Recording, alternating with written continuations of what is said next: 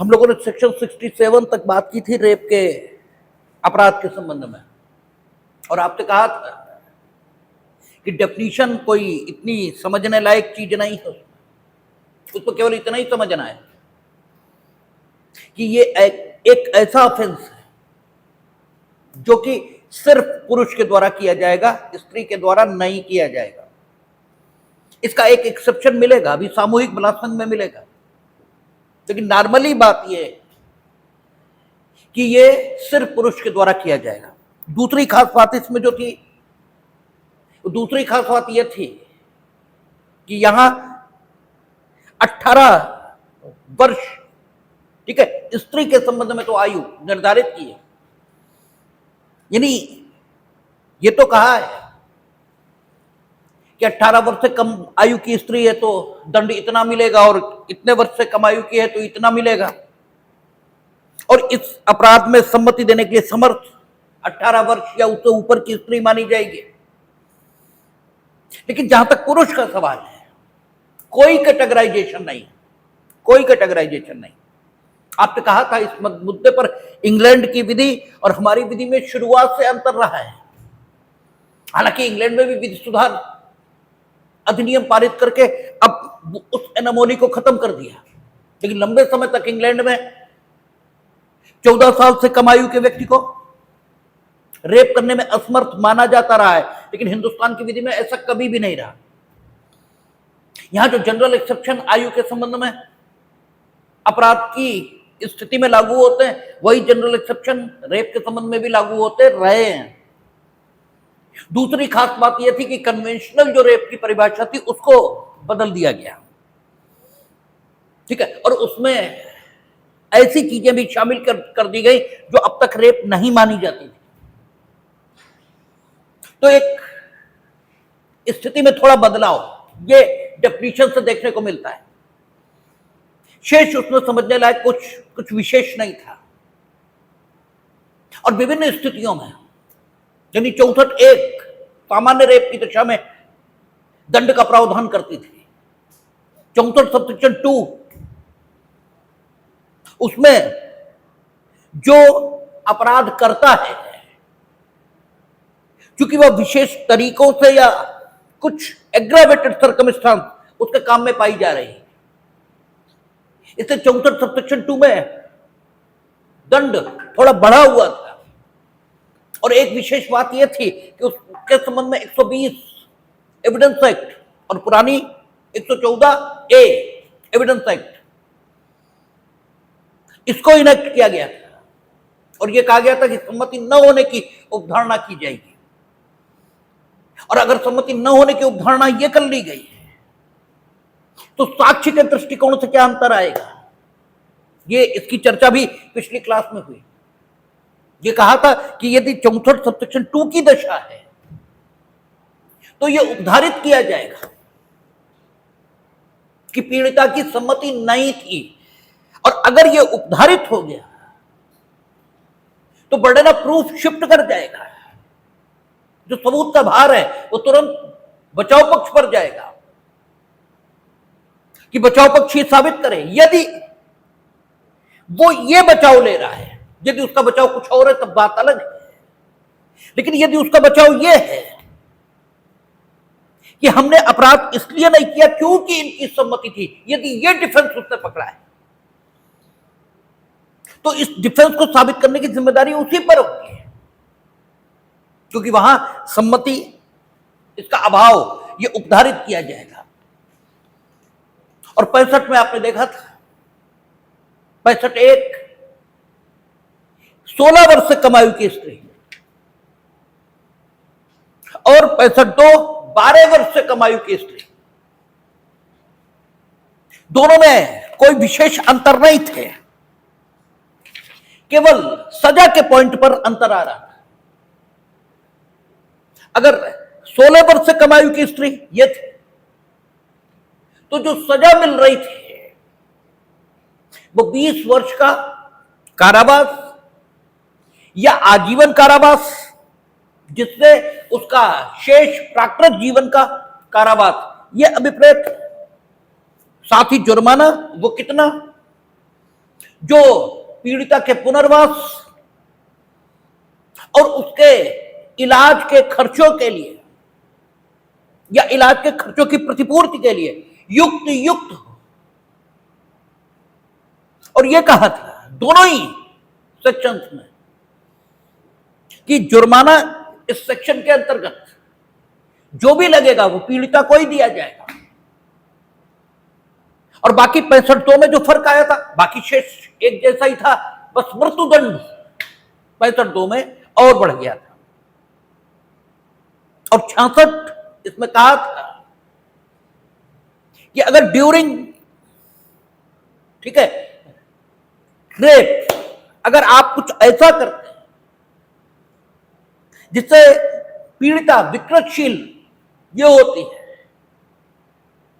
या कालांतर में उसकी मृत्यु होती है, तो मृत्युदंड तक आपको मिल सकता है, ऐसा 66 में प्रोवाइड किया। 67 सेपरेशन की बात करती है, जुडिशियल सेपरेशन, कि if there is a degree of judicial separation in between husband and wife,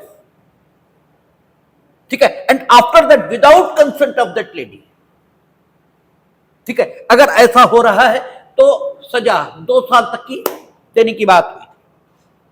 अब बात 68, और 68 यहां जो अपराध करने वाला है ये मैन ऑफ अथॉरिटी है, इसका एक विशेष प्रकार का संबंध है उससे जो अपराध से पीड़ित, और इसलिए यहां भी बढ़ा हुआ दंड देखेंगे हम लोग, क्योंकि सिचुएशन एग्रावेटेड है। You are a person of authority, कहता है प्राधिकार में जो कोई प्राधिकार की किसी स्थिति, ये वैश्वासिक संबंध रखते हुए, वैश्वासिक संबंध का मतलब ये होता है कि सिर्फ संबंध के कारण एक व्यक्ति दूसरे की सम्मति को प्रभावित कर देने की स्थिति में, केवल संबंध के कारण। इस शब्द से हम लोग अपरिचित नहीं है। भारतीय संविधान अधिनियम में यह शब्द खूब प्रयोग होता है। जब हम लोग असम्य कसर इसको पढ़ते हैं, वहां कहता है कि एक व्यक्ति दूसरे के प्रति वैश्वासिक संबंधों में अगर है और उसने अपनी हैसियत का दुरुपयोग किया है और संविदा में अपने लिए अनुचित लाभ यह सुरक्षित किया है, ठीक है, आपका वैश्वासिक संबंध है, आपने दुरुपयोग नहीं किया दूसरे संविदा की, तो यह अपने में कोई खराब बात नहीं। जिससे हमारा वैश्वासिक संबंध, उससे हम संविदा तो कर ही सकते। चलिए, हमने दुरुपयोग किया अपने वैश्वासिक संबंधों का, लेकिन हमने अपने लिए कोई अनुचित लाभ ये नहीं लिया, दुरुपयोग किया वैश्वासिक संबंधों का, लेकिन अपने लिए कोई अनुचित लाभ ले लिया हो, ऐसी स्थिति नहीं है, तो भी संविदा में असम्य कसर का प्रयोग नहीं मानते थे। लेकिन अगर पक्षकारों के मध्य वैश्वासिक संबंध होता था और एक पक्षकार, यानी जो पक्षकार दूसरे पक्षकार के साथ सक्रिय विश्वास की स्थिति में है, सक्रिय विश्वास की स्थिति में यानी दूसरा पक्षकार आप पर विश्वास कर रहा है और जिस पर विश्वास है या जो विश्वास कारित करा रहा है, या जो इस दशा में है कि दूसरे की इच्छा को प्रभावित कर दे, वो अगर दूसरे की इच्छा को वाकई प्रभावित करता है और इस प्रकार प्रभावित करता है कि संविदा में अपने लिए अनुचित लाभ ये सुरक्षित कर ले, तो ये संविदा असम्यक असर से उत्प्रेरित कही जाती थी। और असम्यक असर से उत्प्रेरित संविदा का फेट, उसकी नियति ये क्या होगी, ये कहां भारतीय संविधान अधिनियम की धारा 19A वहां लिखा था, और वहां कहा था कि असम्यक असर से उत्प्रेरित संविदा शून्य करनी तो होगी, लेकिन इस संविदा के संबंध में आपको कपट या मिथ्या विदेशन से उद्भूत संविदाओं की भांति दोनों विकल्प जो शून्यकर्णी संविदाओं के संबंध में प्राप्त हुए सामान्यतः समझे जाते हैं, वे प्राप्त नहीं होंगे। शून्यकर्णी संविदाओं के संबंध में सामान्यतः जो दो विकल्प शून्यकर्णी संविदा जिसके विकल्प पर शून्यकर्णी होती है उसे प्राप्त समझे जाते हैं, वे कौन कौन से कि वो संविदा के प्रवर्तन की मांग कर सकता है और साथ ही साथ संविदा को शून्य घोषित करा सकता है। ये दोनों विकल्प प्रपीड़न और असम्यक असर से उद्भूत संविदाओं के संबंध में प्राप्त नहीं होते। ठीक है, उनके संबंध में एक ही विकल्प होता है कि वो जिसकी सम्मति असम्यक असर या प्रपीड़न से प्रभावित है वो चाहे तो संविदा को शून्य घोषित करा ले, और अगर शून्य घोषित कराता है और संविदा के अंतर्गत कोई फायदा दूसरे पक्षकार ने प्राप्त कर लिया है तो उस फायदे को प्रत्यावर्तित किया जाएगा। ये सारी स्थिति हम लोग संविदा अधिनियम में देखें, यहां भी कहा और फिर वहां धारा 16 में यह भी बताते हैं कि सामान्यतः अमुक लोग परस्पर वैश्वासिक संबंधों में अवस्थित माने जाते हैं। हम लोग जो भूल करते हैं धारा 16 के संबंध में, वो भूल ये कि हम लोग ऐसा मान लेते हैं, मानो सेक्शन का नेचर कैसा है, exclusive.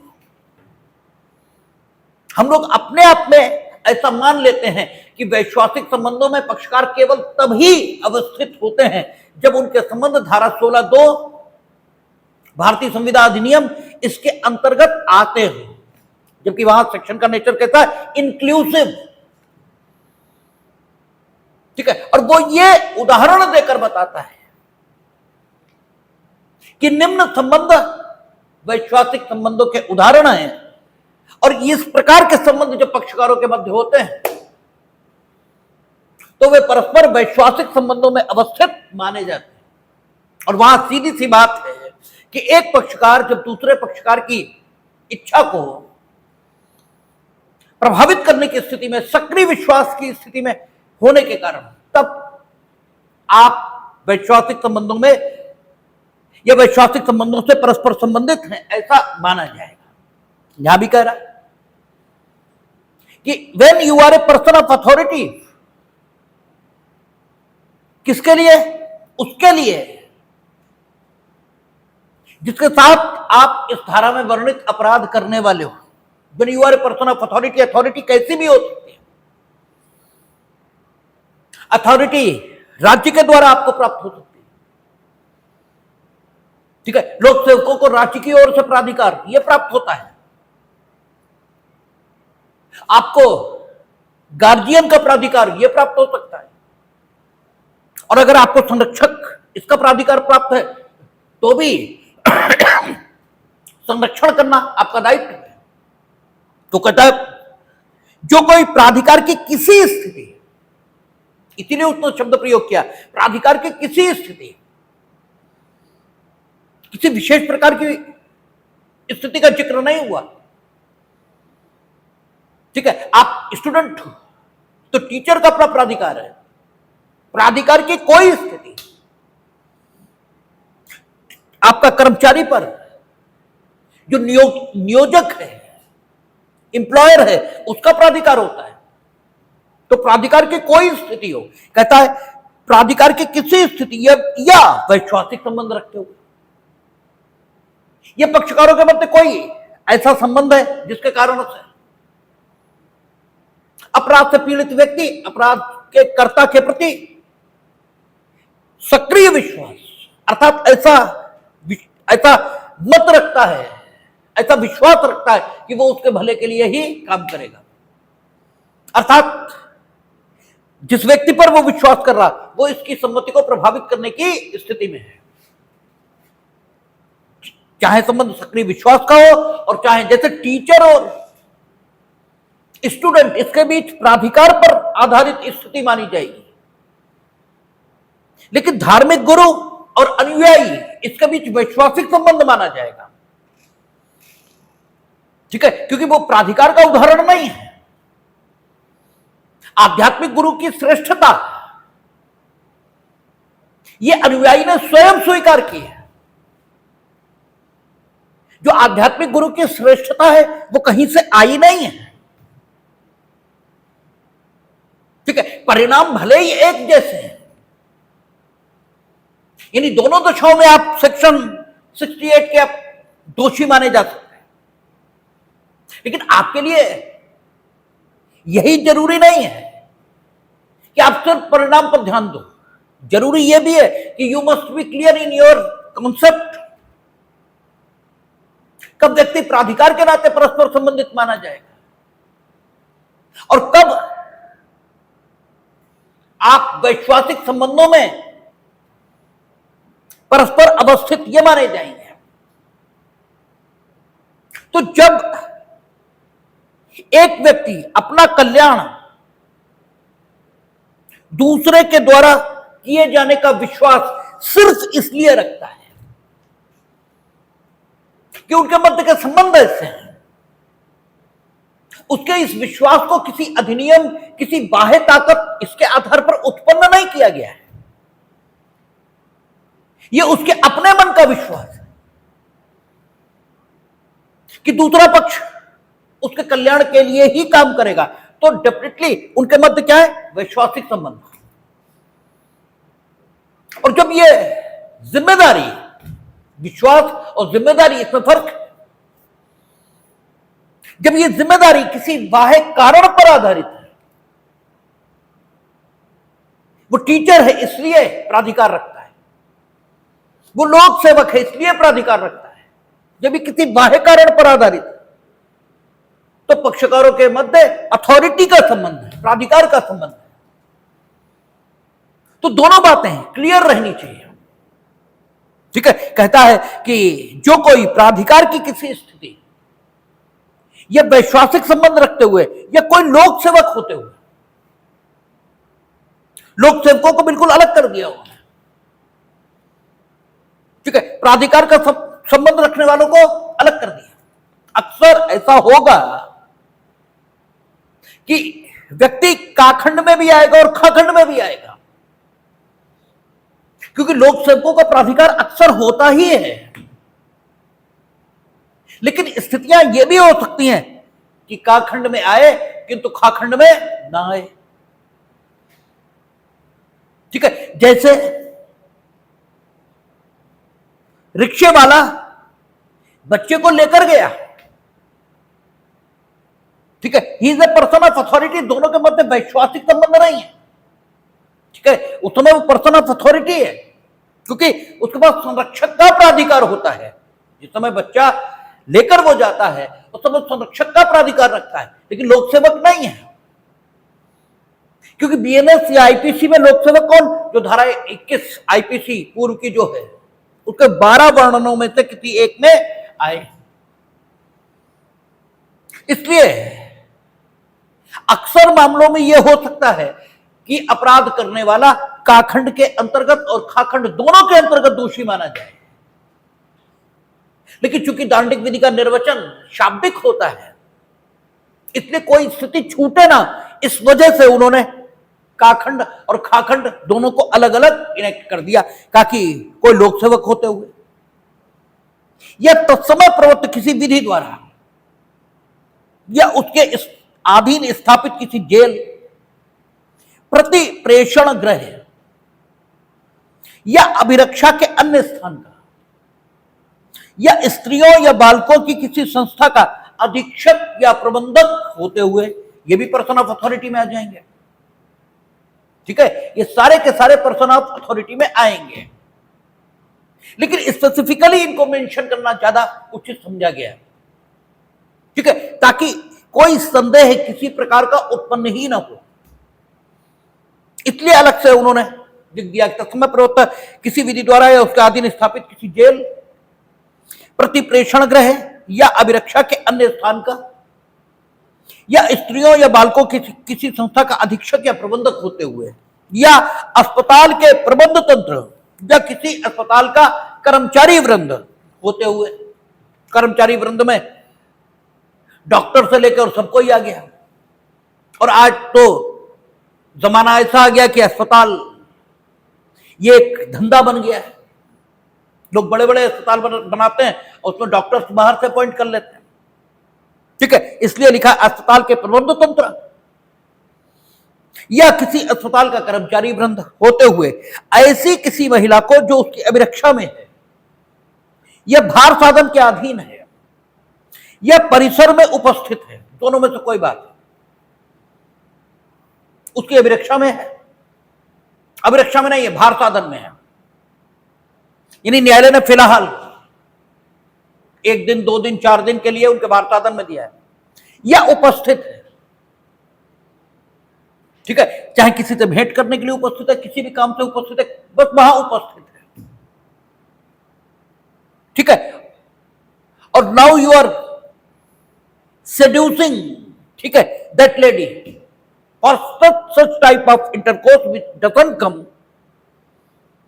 in the definition of rape, यानी जबरदस्ती इच्छा के विरुद्ध, ठीक है, शादी का झांसा देकर या जो तरीके 63 में वर्णित थे उनमें से किसी का प्रयोग किए बिना, क्योंकि उसका प्रयोग आपने कर दिया तो रेप है, तो तुम 64 में पहुंच गया। ठीक है, कहता जो बलात्संग के अपराध की कोटि में नहीं आता, उत्प्रेरित या विरुद्ध करने के लिए, ठीक है, उत्प्रेरित या विरुद्ध करने के लिए ऐसी स्थिति या वैश्वासिक संबंध का दुरुपयोग करेगा। हम आपको ज्यादा नंबर दे देंगे, हम आपको टॉप करा देंगे, ठीक है, हम आपको अमुक फायदा दे देंगे। After that if that act will be performed by both persons, then it doesn't come in the strict definition of rape. ठीक है, but the consent can't be said by anybody as a pure consent. ठीक है, यहां भी सम्मति को pure नहीं कह सकते।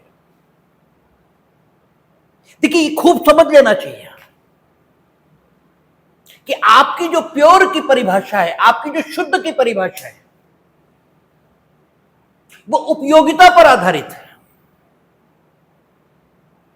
जबकि शुद्धता का कोई संबंध उपयोगिता से नहीं होता। दूध में पानी मिलाया गया, आप कहते हैं दूध अशुद्ध है, ये आपका जो आकलन है ये उपयोगिता पर आधारित है। क्योंकि आप दूध चाहते थे इसलिए आप कह रहे हो कि दूध अशुद्ध हो गया। अगर आप मरुस्थल में, रेगिस्तान में रह रहे होते और आपको पानी चाहिए होता और दूध मिला दिया जाता है तो आप कहते पानी अशुद्ध हो गया। ठीक है ना, तो आपका जो आकलन है ये उपयोगिता पर आधारित है, ये शुद्धता इसकी परिभाषा नहीं कर रहा। शुद्धता का अर्थ सिर्फ इतना ही है कि कुछ भी विजातीय, ठीक है, उस चीज में नहीं है जिसको आप शुद्ध कह रहे हो। ठीक है ना, वो चीज सिर्फ वही चीज है, उसके अलावा उसमें कुछ और नहीं है। अगर किसी चीज में कोई चीज मिलाई जाएगी तो जो बनकर आएगा वो दोनों दृष्टिकोणों से अशुद्ध ही होगा। ठीक है, क्योंकि गुड़ में मिट्टी का तेल मिला तो गुड़ अशुद्ध हुआ, तो मिट्टी का तेल भी अशुद्ध हो गया है गुड़ के मिलने से। अब आप अगर ये कहोगे कि गुड़ अशुद्ध हुआ तो आपकी उपयोगिता पर आधारित बात होगी। अगर आपको मिट्टी के तेल की जरूरत हो तो आप ये कहोगे मिट्टी का तेल अशुद्ध हो गया। ठीक है ना, उस यौगिक में मिट्टी का तेल भी अशुद्ध है और गुड़ भी अशुद्ध है, क्योंकि दोनों उस फॉर्म में नहीं है। जिस फॉर्म में उन्हें होना चाहिए। ठीक है, तो शुद्धता की डेफिनेशन ये उपयोगिता पर आधारित नहीं है। ठीक है, शुद्धता अपने आप में एक बात होती है। ठीक है, तो यहां जो कह रहा है कि यहां आपने क्या किया, अपनी स्थिति का दुरुपयोग किया। जो कंसेंट है वो स्थिति के दुरुपयोग से प्रभावित है। भले ही आपने अपने वचन को पूरा कर दिया। ठीक है, आपने कहा हम टॉप करवा देंगे,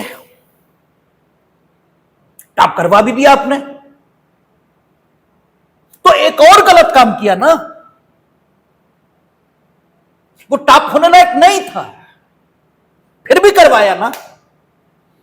तो गलत काम के लिए किए गए वचन का पालन करने से तुम्हें पुरस्कार तो मिलेगा नहीं, देते ही पड़ेंगे। और अगर वो टॉप करने लायक ही था तब तो तुमने ठगा। यानी दोनों दृष्टिकोणों से इस कंसेंट को ठीक कैसे मानना है, ये ठीक तो नहीं है, लेकिन कंसेंट है, ये भी नहीं कह सकते कंसेंट नहीं। ठीक है ना, तो एक बीच की दशा है। अब वही बात है कि आपने मार डालने का प्रयत्न किया और चोट भी नहीं लगी और व्यक्ति बच भी गया। आपने मार डालने का प्रयत्न किया, चोट तो लगी लेकिन बच गया। तो दोनों के दायित्व में कोई फर्क ये तो होना चाहिए। इसीलिए आप देखते हैं कि हत्या के प्रयत्न में पूर्व से, ठीक है, ये कहते आए हैं कि यदि आपने हत्या का प्रयत्न किया और कोई चोट नहीं लगी तो आपको 10 वर्ष तक का कारावास दंड के रूप में मिल सकता है। और यदि चोट लग गई तो पूर्वोक्त प्रकार अर्थात 10 वर्ष तक का, या फिर ऐसा कारावास जो आजीवन कारावास तक हो सकेगा वो भी दिया जा सकता है। क्योंकि फर्क तो करना पड़ेगा। ठीक है, वही स्थिति यहां कि टोटल कंसेंट नहीं है, तब तो जाएगा मसला 64 में। ठीक है, तब तो 64 में जाएगा। कंसेंट है but not pure, that is impure. इसलिए दायित्व में फर्क ये तो करना पड़ेगा। ठीक है, इसीलिए आप देखें यहां वह दोनों में से किसी बात के कठोर कारावास से जिसकी अवधि 5 वर्ष से कम नहीं होगी किंतु जो 10 वर्ष तक की हो सकेगी। वहां क्या कहा था, आजीवन कारावास। ठीक है, 64 1 और 2 में तो शायद मृत्युदंड भी प्रोवाइडेड, शायद, जहां तक हमें याद पड़ता है। नहीं होगा तो देख लीजिएगा, कोई ऐसी खास बात नहीं। लेकिन यहां सजा अप टू 10 ईयर, हाँ ये ठीक है कि मिनिमम प्रोवाइड किया है, मिनिमम सेंटेंस 5 ईयर ये प्रोवाइड कर दिया कि इससे कम तो नहीं होगा। ठीक है, बाकी स्पष्टीकरण इस धारा में मैं तो धारा 63 के खंडका से खंड घा तक वर्णित कोई भी काम, ठीक है, यानी कन्वेंशनल सेंस में जो डेफिनेशन समझी जाएगी वो यहां के लिए भी नहीं है। ठीक है, कहता है कि इस धारा के प्रयोजनों के लिए धारा 63 का स्पष्टीकरण 1 भी लागू होगा। तो स्पष्टीकरण 1 में क्या कह रहे थे, ये 63 के कहता था। ठीक है, तो जो कह रहे थे 63 के स्पष्टीकरण 1 में वो आप देख लेंगे। ठीक है, फिर कहता है किसी जेल प्रतिप्रेषण गृह या अभिरक्षा के अन्य स्थान या स्त्रियों या बालकों की किसी संस्था के संबंध में अधीक्षक के अंतर्गत कोई ऐसा व्यक्ति है जो जेल प्रतिप्रेषण गृह स्थान या संस्था में ऐसा कोई अन्य पद धारण करता है जिसके आधार पर वह उसके निवासियों पर किसी प्राधिकार या नियंत्रण का प्रयोग करता है। मीनिंग देयर भाई, ये ठीक है कि उसकी पोस्ट डेजिग्नेट नहीं है अधीक्षक के तौर पर, ठीक है, but he is using the authority.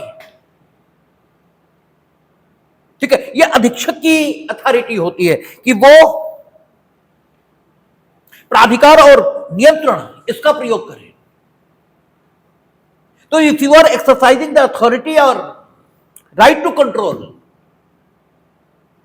ठीक है, over the residents of that institution, then for this section you will be considered as a, ठीक है, अधीक्षक यानी सुपरिटेंडेंट, और ये जो लिखा हुआ है, ठीक है, आपका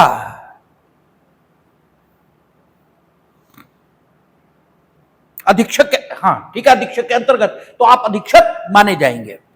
अस्पताल और स्त्रियों या बालकों की संस्था पदों का क्रमशः वही अर्थ होगा जो 64 की उपधारा 2 के स्पष्टीकरण खंड खा और घा में उसका है। तो खंड खा और घा देख लेंगे आप स्पष्टीकरण में, कोई दिक्कत नहीं। फिर 69, ठीक है, 69 ठीक वही है जो पहले आईपीसी में धारा 493 थी, ठीक है। क्या कहता है? हुएवर बाय डिसेटफुल मीन्स और by making promise to marry to a woman without any intention of fulfilling the same has sexual intercourse with her, such sexual intercourse not amounting to the offense of rape shall be punished with imprisonment of either description for a term which may extend to 10 years and shall also be liable to fine। प्रवंचनापूर्ण साधनों द्वारा या किसी महिला को विवाह करने का वचन देकर, ठीक है, वचन देकर, ठीक है, इस शब्द का अगर अर्थ निकालें तो एक ही अर्थ निकलेगा कि सिर्फ वचन दे रहा है, वचन पूरा करने का कोई आशय नहीं है। उसी समय दोनों बातों में बहुत फर्क होता है। हमने वचन देते समय काम को करने का आशय अपने मन में धारित कर रखा है और वचन दिया और काम हम नहीं कर पाए, ठीक है। मसला सिविल लाइबिलिटी का है, क्रिमिनल लाइबिलिटी का नहीं है। यह बात जब हम लोग पढ़ेंगे छल तो खूब ढंग से समझनी पड़ेगी, ठीक है। जिस समय हम वचन दे रहे हैं उस समय हमारी मानसिक दशा क्या है?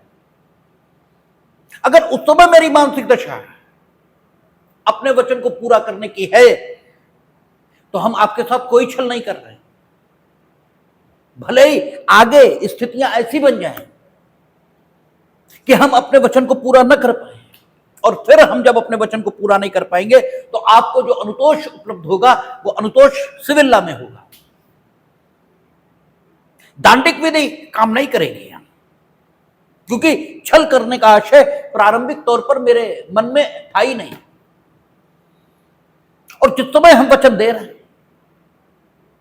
उसी समय मेरे मन में अपने वचन को पूरा करने का कोई आशय नहीं। यही भारतीय संविधान अधिनियम में जब कपट की डेफिनेशन हम लोग पढ़ते हैं, ठीक है, वहां भी कपट के जो 3, 4, 5 प्रकार बताए हैं धारा 17 में, उनमें से एक प्रकार यही है, ठीक है, पूरा न करने के आशय से दिया गया वचन। ये कहा है meaning thereby at the time when you are making the promise at that particular time,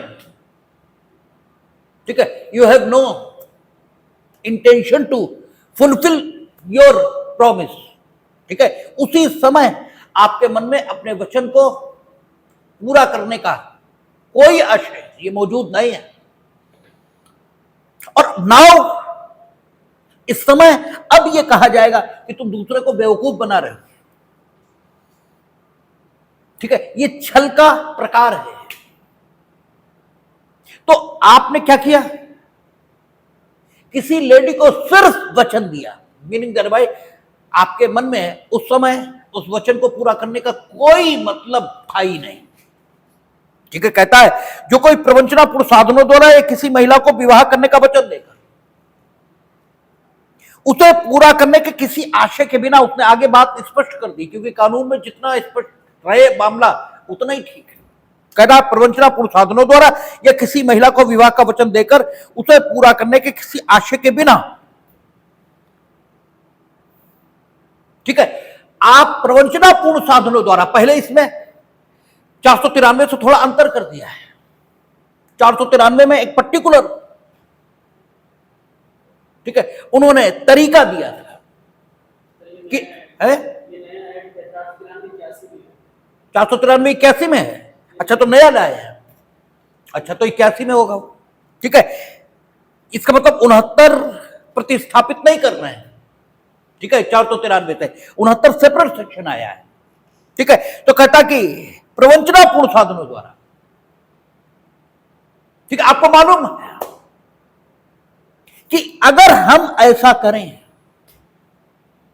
तो अमुक व्यक्ति की कंसेंट अमुक काम के प्रति हमें मिल जाएगी, ठीक है। आप उन स्थितियों का ठीक है, वो स्थितियां मौजूद नहीं, ठीक है, लेकिन उन स्थितियों के मौजूद होने का विश्वास दूसरे को दिला रहे हैं। आपको खूब मालूम है कि स्थितियां ऐसी बिल्कुल नहीं है जैसी हम बता रहे हैं, ठीक है। प्रवंचनापूर्ण साधनों द्वारा आपने बताया कि साहब शादी तो तय ही हो गई है, ऐसा हो गया है, वैसा हो गया। आप प्रवंचनापूर्ण साधन यानी विवाह कर नहीं रहे हैं। अगर विवाह आप जानते हैं ये विवाह नहीं है और दूसरे को बहका रहे हैं कि ये विवाह है, दूसरे को विश्वास दिला रहे हैं, तब मसला 493 ये वर्तमान में 81 में पहुंच जाएगा, क्योंकि तब आप एक कपटपूर्ण विवाह अस्तित्व में होने का विश्वास ये दिला रहे हैं। यहां स्थिति डिफरेंट है। यहां स्थिति यह है कि आप प्रवंचनापूर्ण साधन ये अपना रहे हैं, ठीक है। मीनिंग देयर बाय आप कोई ऐसी परिस्थिति अस्तित्व में होने का विश्वास ये दूसरे को दिला रहे हैं जो परिस्थिति इनफैक्ट अस्तित्व में नहीं है और जिसके बारे में आप जानते हैं कि अगर इस परिस्थिति के अस्तित्व में होने का विश्वास ये हम दिला दें तो अमुक काम के प्रति अमुक व्यक्ति की सहमति हमें मिल जाएगी। तो ऐसा कोई काम करके आप यदि अमुक व्यक्ति की सहमति प्राप्त कर रहे हैं तो फिर वही बात कही जाएगी कि ये इस सम्मति को, इस सहमति को सम्मति नहीं कह सकते और इसे फ्री कंसेंट तो कह ही नहीं सकते। जब ये सम्मति ही नहीं तो आगे की फ्री कंसेंट की तो बात ही खत्म है, ठीक है। तो आपका कहता है जो कोई प्रवंचनापूर्ण साधनों द्वारा या किसी महिला को विवाह करने का वचन देकर उसे पूरा करने के किसी आशय के बिना उसके साथ मैथुन करता है तो, और ऐसा मैथुन बलात्संग अपराध की कोटि में नहीं आता। बलात्संग के अपराध की कोटि में तो आएगा ही नहीं, क्योंकि 63 सीधे सीधे कह रही है कि विदाउट कंसेंट, ठीक है, या जबरदस्ती, तो वो तो आएगा ही नहीं।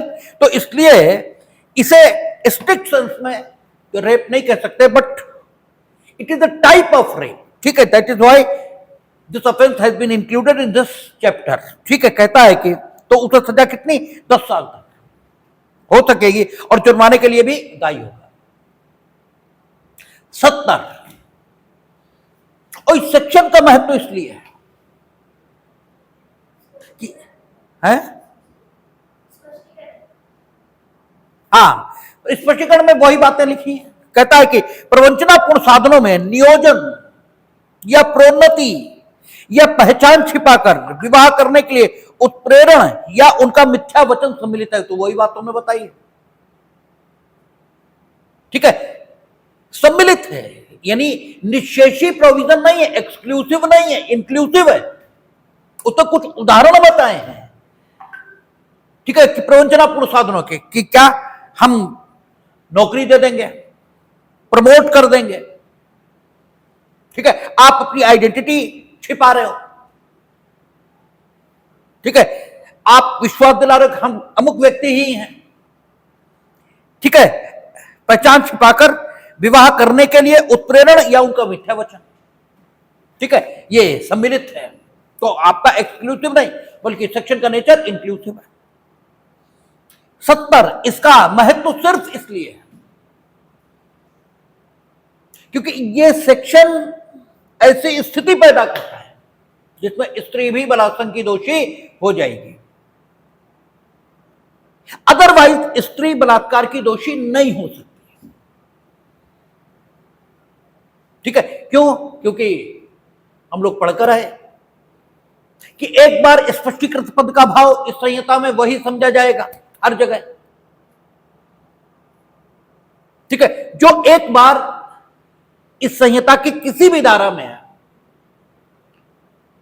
ठीक है, परिभाषित या वर्णित कर दिया गया, जब तक इस संदर्भ से अन्यथा प्रतीत न हो। तो बलात्कार जब 63 में परिभाषित हो गया और उसने कहा जो कोई पुरुष अमुक अमुक काम अमुक अमुक परिस्थितियों में करेगा तो वो दोषी होगा। तो बलात्कार का अर्थ ये तो यहां, ठीक है, वही लिया जाएगा, यानी जो कोई पुरुष, यही लिया जाएगा। ठीक है, लेकिन धारा 70 में एक शब्द आएगा अपने सबके सामान्य आशय के अग्रसरण में, और ये जो शब्द आएगा अपने सबके सामान्य आशय के अग्रसरण में है, ये स्त्री को भी बलात्कार का दोषी बना देगा। अदरवाइज अगर ये शब्द न हो तो फिर स्त्री बलात्कार की दोषी नहीं हो सकती। ठीक है ना? यहां देखें, कहता है जहां किसी महिला से एक या अधिक व्यक्तियों द्वारा एक समूह गठित करके या सामान्य आशय को अग्रसर करने में कार्य करते हुए बलात्कार किया जाता है, वहां उन व्यक्तियों में से प्रत्येक के बारे में यह समझा जाएगा, यानी वही अगर हेनरी मैन की भाषा में बात करें तो कल्पितार्थ का प्रयोग हुआ है।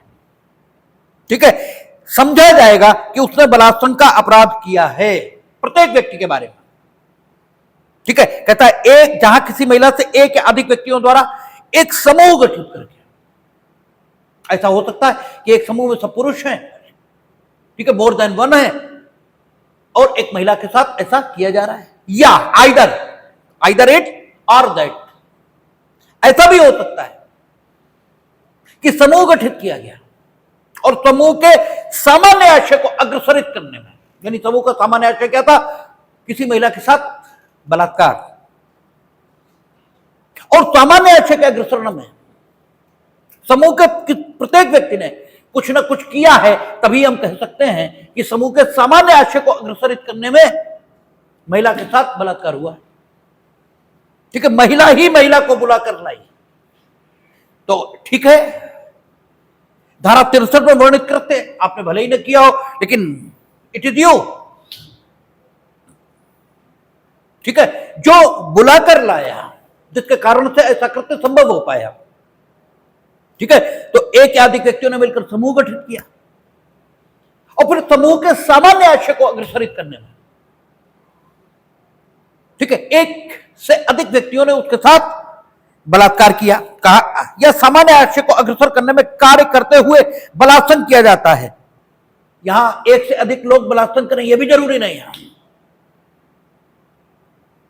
ठीक है, कोई एक ऐसा कर ले तो सामान्य आशय के अग्रसरण में जिनने काम किया है उन सभी व्यक्तियों के बारे में यह समझा जाएगा कि उन्होंने सामूहिक बलात्कार किया है, और व्यक्ति इसके अंतर्गत स्त्री और पुरुष दोनों शामिल हैं। पिछली आईपीसी में भी शामिल रहे और इसमें भी शामिल है। ठीक है, इसलिए सामूहिक बलात्कार की दोषी स्त्री हो सकती है, लेकिन बलात्कार की दोषी स्त्री नहीं हो सकती। और सामूहिक बलात्कार की दोषी इसलिए हो सकती है क्योंकि सामान्य आशय के अग्रसरण में बलात्कार किया जाता है। ये शब्द 70 में शामिल किए गए, इसलिए और यह कह दिया गया कि अगर सामान्य आशय के अग्रसरण में बलात्कार किया जाता है तो प्रत्येक व्यक्ति जो समूह का सदस्य है उसके बारे में माना जाएगा कि उसने बलात्कार किया है। तो जो प्रत्येक व्यक्ति के बारे में आप मान लेंगे तो निश्चित तौर पर महिला ये भी बलात्कार की दोषी हो जाएगी। और अगर बलात्कार की दोषी महिला या कोई भी पाया गया तो सजा कितनी मिलेगी? वह ऐसी अवधि के कठोर कारावास जिसकी अवधि 20 वर्ष से कम नहीं होगी, किंतु जो आजीवन कारावास तक की हो सकेगी, जिससे उस व्यक्ति के शेष प्राकृत जीवन काल के लिए कारावास अभिप्रेत होगा, दंडित किया जाएगा और जुर्माने से भी दंडनीय होगा। ठीक है, परंतु ऐसा जुर्माना पीड़िता के चिकित्सीय खर्चों को पूरा करने और पुनर्वास के लिए न्यायोचित और युक्तियुक्त होगा। परंतु यह और कि इस उपधारा के अधीन अधिरोपित कोई जुर्माना पीड़िता को संदत्त किया जाएगा। यह चीज हम लोग पीछे 65(1) और 65(2) में भी देख चुके हैं, जो 70(1) में आई और 70(2),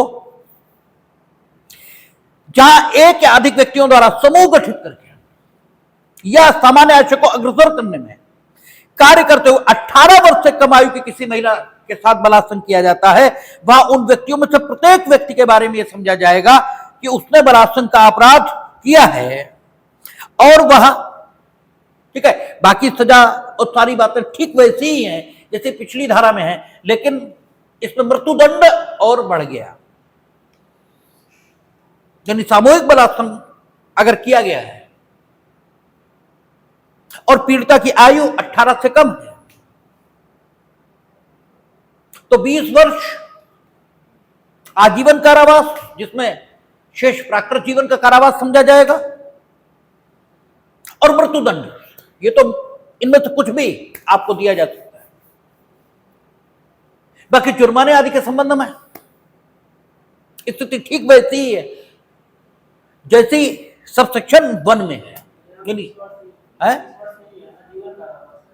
अच्छा, यहां 20 वर्ष नहीं है कि उसने बलात्कार का अपराध किया है और वह आजीवन कारावास, इसका मतलब यहां और ज्यादा कठिन मामला किया है, यानी 20 वर्ष का ऑप्शन ही हटा दिया।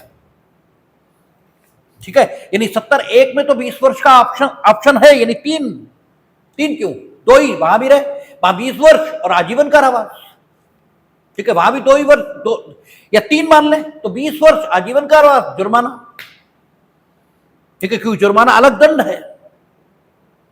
और यहां फिर 4, नहीं, यहां भी 3 ही ऑप्शन है क्योंकि 20 वर्ष हट गया, आजीवन कारावास, मृत्युदंड या जुर्माना। ठीक है, ये रहेगा। और दोनों में जो जुर्माना है वो पीड़िता को देने की बात हुई है।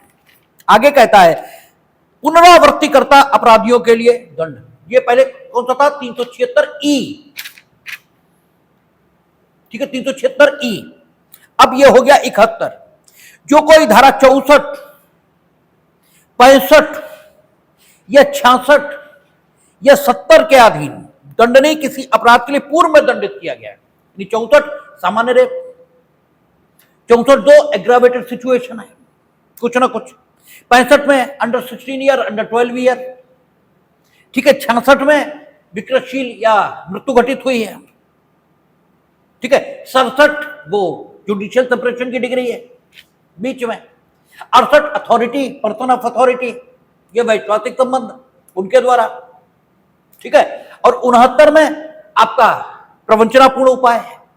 ठीक है, वचन पूरा करने का आपका कोई आशय नहीं, उससे भी कोई मतलब नहीं। यानी 67, 68, 69 इन्हें छोड़ देंगे क्योंकि इनमें थोड़ा लीनियंट तो न कहें, थोड़ी, ठीक है, कम कठोर स्थितियां हैं।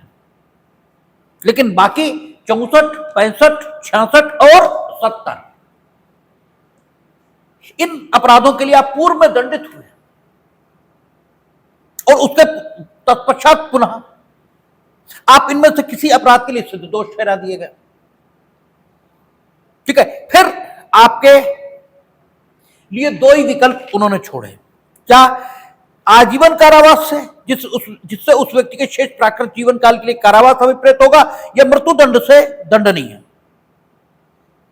ठीक है, किया जाएगा। मजेदार बात इसमें यह है कि जुर्माना हमें नहीं दिख रहा 71 में। ठीक है, इसका मतलब 71 में जुर्माना क्या लगेगा ही नहीं। Whoever has been previously convicted of an offence punishable under section 64 or section 65, section 66 or 70 and is subsequently convicted of an offence punishable under any of the said sections shall be punished with imprisonment for life, which shall mean imprisonment for the remainder of that person's natural life और with death. जुर्माना तो है ही नहीं। तो यह भी ध्यान रखने की जरूरत है, क्योंकि नई बीएनएस में कई जगह जुर्माना दिया ही नहीं उनने, जबकि पुरानी आईपीसी में जुर्माना सभी अपराधों में रहता था, यहां जुर्माना है ही नहीं। ठीक है, तो यह भी एक आपका ध्यान रखने योग्य बात है। चाहे जहां जहां न मिले जुर्माना वहां वहां आप मेंशन कर लें, क्योंकि यही चीजें होती हैं जो आपसे पूछी जाती है। ठीक है, और 72 ये तो राइट टू प्राइवेसी जो आपको अनुच्छेद 21 में प्राप्त है, उसका उदाहरण है। आप अनुच्छेद 21 लिखें तो लिख सकते हैं कि राइट टू प्राइवेसी को स्टैट्यूटरी लॉ के द्वारा भी मान्यता दी गई है। ये स्टैट्यूटरी मान्यता है अनुच्छेद 21 में, जो राइट टू प्राइवेसी वर्णित है। ठीक है, क्या कहा उसमें? कतिपय अपराधों आदि से पीड़ित व्यक्ति की पहचान का प्रकटीकरण। जो कोई किसी नाम या अन्य बात को जिससे किसी ऐसे व्यक्ति की, जिसे इस धारा में इसके पश्चात पीड़ित व्यक्ति कहा गया है, पहचान हो सकती है, जिसके विरुद्ध धारा 64, 65, 66, 67, 68, 69, 70, 71 के अधीन किसी अपराध का किया जाना अभिकथित है या किया गया है, मुद्रित या प्रकाशित करेगा, वह दोनों में से किसी बात के कारावास से जिसकी अवधि 2 वर्ष तक की होगी दंडित किया जाएगा, और जुर्माने से भी दंडनीय होगा। यानी सीमित राइट टू प्राइवेसी यहां मान्यता मिली है। ठीक है, आपने राइट टू प्राइवेसी का वायलेशन किया है, पहचान का प्रकटीकरण किया उपरोक्त अपराधों से पीड़ित व्यक्ति का। ठीक है, प्रकटीकरण का तरीका आपका क्या है? मुद्रित या प्रकाशित। यानी पहचान का प्रकटीकरण अन्य माध्यमों से किया है तो दंड नहीं है, मुद्रण या प्रकाशन। ठीक है, लेकिन प्रकाशन आ गया तो बात ही खत्म हो गई। प्रकाशन का मतलब ही होता है कुछ भी ऐसा कर रहे हैं कि दूसरे की जानकारी में चीज आ रही है। अब मुद्रण यानी प्रिंटिंग, तो बात तो खत्म ही हो गई। ठीक है, आपने मुद्रित या प्रकाशित किया तो 2 साल तक की सजा आपको मिल सकती है। आगे कहता है उपधारा 1 की किसी भी बात का विस्तार किसी नाम या अन्य बात के मुद्रण या प्रकाशन पर यदि उससे पीड़ित व्यक्ति की पहचान हो सकती है तब नहीं होता है। जब ऐसा मुद्रण या प्रकाशन, यानी मुद्रण या प्रकाशन अगर इन खंडों के अंतर्गत आने वाली स्थितियों में हुआ है तो 2 साल की सजा मुद्रण या प्रकाशन करने वाले को नहीं मिलेगी, अदरवाइज मिलेगी। ठीक है, मुद्रण या प्रकाशन पुलिस थाने के भार साधक अधिकारी के या ऐसे अपराध का अन्वेषण करने वाले पुलिस अधिकारी के जो ऐसे अन्वेषण के प्रयोजन के लिए सद्भाव पूर्वक कार्य करता है द्वारा या उसके लिखित आदेश के अधीन किया जाता है। वहां तो मुद्रण या प्रकाशन होगा ही, वो केस डायरी तैयार करेगा तो पीड़िता का नाम लिखेगा, एफआईआर लिखेगा। ठीक है, लेकिन वो सारे काम सद्भाव पूर्वक किए जा रहे हैं। ठीक है, तो उस पर यह चीज लागू नहीं, या पीड़ित व्यक्ति द्वारा या उसके लिखित प्राधिकार से किया जाता है। ठीक है, यह सबसे महत्वपूर्ण होता है। ठीक है, यह सबसे महत्वपूर्ण इसलिए है क्योंकि यह ठीक है कि यह अपराध मानवता के विरुद्ध है, सारी बातें सही है और इसमें कठोर सजाएं होनी चाहिए, इसमें कोई दो मत नहीं है। लेकिन अपराध हो तब होनी चाहिए। ठीक है, अपराध हो तब होनी चाहिए। इस सेक्शन का दुरुपयोग किसी के से छिपा नहीं है, खूब धड़ाधड़ दुरुपयोग हो रहा है। इधर झूठी एफआईआर लिखाएंगे, उधर टीवी पर बैठकर इंटरव्यू खुद देंगे। ठीक है, आप खुद इंटरव्यू दे रहे हो टीवी पे, तो फिर क्या नाम छिपाना और क्या पहचान छिपाना। ठीक है, फिर आप किसी अखबार पर या किसी पर बाद में मुकदमा ले आए, हमने लड़ा है ये मुकदमा और यही डिफेंस हमने लिया। इनने खुद प्रेस कॉन्फ्रेंस बुलाई थी और खुद प्रेस कॉन्फ्रेंस में बैठकर इन्होंने अपने नाम का खुलासा किया, खुद बताया कि हमारे खिलाफ ये हमने लिखाया वैसा वैसा। तो काहे बात का, तो हम प्रेस की ओर से, मतलब जो जिस अखबार ने छापा था उसकी ओर से एपीआर थे, तो हमारा कहना हमने किया क्या है, इन्होंने तो खुद बताया। ठीक है, तो अगर आप खुद अपने लिखित प्राधिकार से ऐसा प्रकट करवा रहे हो तो फिर 2 साल की सजा का कोई मतलब नहीं। जहां पीड़ित व्यक्ति की मृत्यु हो चुकी है अथवा वह बालक या विकृत व्यक्ति है, वहां पीड़ित व्यक्ति के निकट संबंधी द्वारा या उसके लिखित प्राधिकार से किया जाता है। ठीक है, अगर मृत्यु हो गई तो निकट संबंधी या ठीक है उसका उत्तराधिकारी, विधिक प्रतिनिधि। ठीक है, अच्छा, परंतु निकट संबंधी द्वारा कोई भी ऐसा प्राधिकार किसी मान्यता प्राप्त कल्याण संस्था या संगठन के अध्यक्ष या सचिव से, चाहे उसका जो भी नाम हो, भिन्न किसी अन्य व्यक्ति को नहीं दिया जाएगा। यानी मृतक के संबंध में एक रेस्ट्रिक्शन लगा कि आप उसकी पहचान प्रकट करने से संबंधित जो अपना लिखित प्राधिकार है वो मान्यता प्राप्त कल्याण संस्था या मान्यता प्राप्त संगठन, ठीक है, चाहे के अध्यक्ष या सचिव, इनके चाहे उनका नाम कुछ भी हो, जैसे कहीं सेक्रेटरी कहने लगे हैं, कहीं मंत्री कहें, कहीं कुछ, उनका नाम कोई भी हो, भिन्न इनसे भिन्न किसी अन्य व्यक्ति को नहीं दिया जाएगा। स्पष्टीकरण कहता है इस उपधारा के प्रयोजनों के लिए मान्यता प्राप्त कल्याण संस्था या संगठन से केंद्रीय सरकार या राज्य सरकार द्वारा इस निमित्त किसी मान्यता प्राप्त कोई समाज कल्याण संस्था या संगठन अभिप्रेत है। सेंट्रल गवर्नमेंट या स्टेट गवर्नमेंट इनकी मान्यता होनी चाहिए, तो उसे मान्यता प्राप्त कल्याण संगठन या संस्था मान लिया जाएगा इस सेक्शन के लिए। ठीक है, और 73, ठीक है, कहता अनुज्ञा के बिना न्यायालय की कार्यवाहियों से संबंधित किसी मामले का मुद्रण या प्रकाशन करना। यानी अगर इन सेक्शंस के अंतर्गत कार्यवाही चली है और न्यायालय की अनुमति नहीं है तो उन कार्यवाहियों के बारे में आप कोई मुद्रण या प्रकाशन नहीं करेंगे। न्यायालय की अनुमति से ही उन कार्यवाहियों के बारे में मुद्रण या प्रकाशन जो कि न्यायालय में इन अपराधों के संबंध में चली है किया जा सकेगा, अन्यथा नहीं। ठीक है, कहता है जो कोई धारा 72 में निर्दिष्ट किसी अपराध की बाबत किसी, अच्छा, धारा 72 केवल सारे के लिए नहीं कहा, केवल 72 इसी के बारे में, जो कोई धारा 72 में निर्दिष्ट किसी अपराध की बाबत किसी न्यायालय के समक्ष किसी कार्रवाई के संबंध में कोई बात उस न्यायालय की पूर्व अनुज्ञा के बिना मुद्रित या प्रकाशित करेगा, वह दोनों में से किसी भाग के कारावास से जिसकी अवधि 2 वर्ष तक की हो सकेगी, दंडित किया जाएगा और जुर्माने का भी दायी होगा। और स्पष्टीकरण किसी उच्च न्यायालय या उच्चतम न्यायालय के निर्णय का मुद्रण या प्रकाशन इस धारा के अर्थ में अपराध की कोटि में नहीं आता।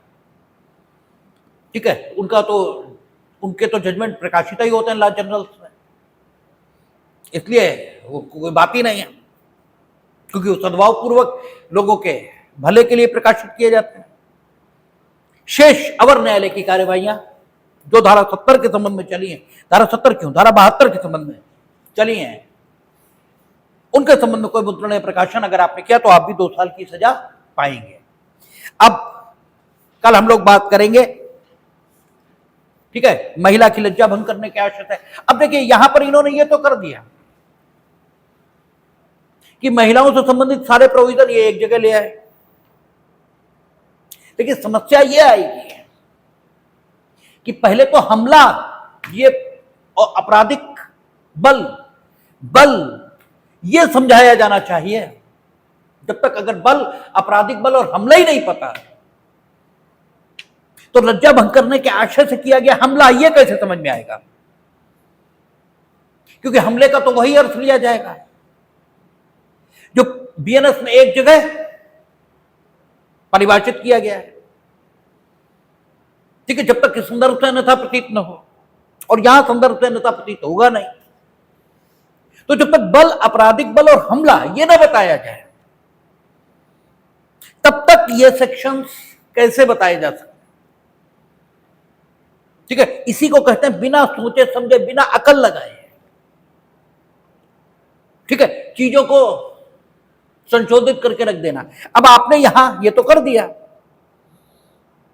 लेकिन हमला, बल, आपराधिक बल ये तो आगे परिभाषित है, जबकि पहले बल, आपराधिक बल और हमला जहां पर थे उसी के बाद फिर हमला विभिन्न आशयों से करने के संबंध में उपबंध ये दिए गए थे। खैर, अब जो भी है तो बल, आपराधिक बल, हमला, इस पर बात करेंगे और फिर इस पर बात होगी, देखेंगे।